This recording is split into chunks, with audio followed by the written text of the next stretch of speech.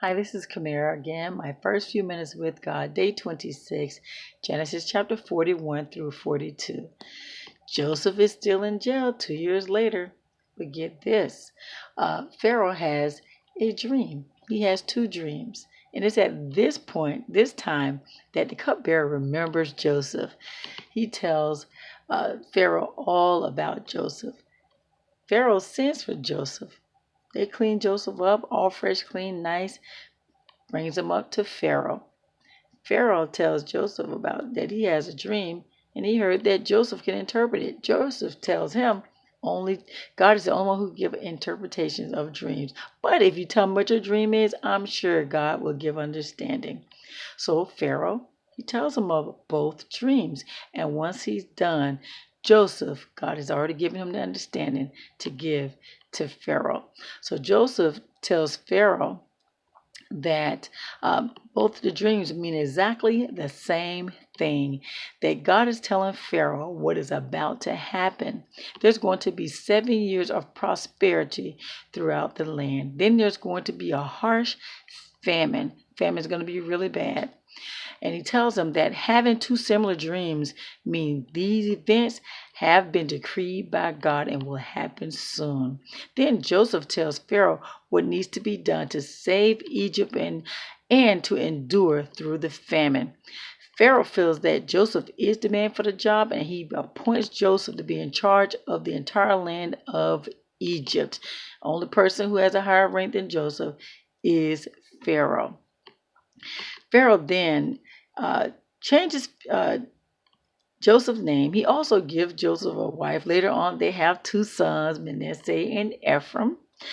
But get this, Joseph is only 30 years old when he's placed into this position. Isn't that something?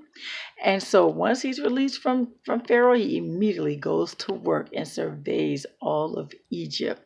During the 7 years of the famine, during the 7 years of prosperity, Joseph does exactly what he told Pharaoh what needs to be done.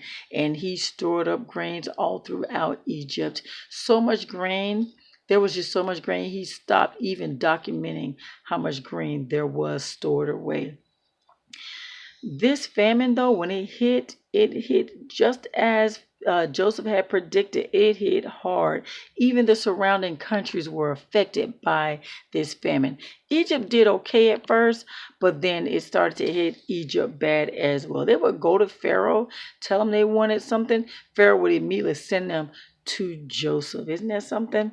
And so, how about famine hits Canaan as well?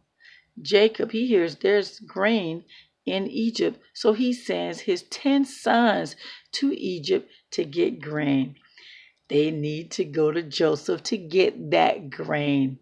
They see Joseph. They have no idea who Joseph is. They don't know this is Joseph, but Joseph recognizes them immediately. He talks to them harshly, and he accuses them of being spies.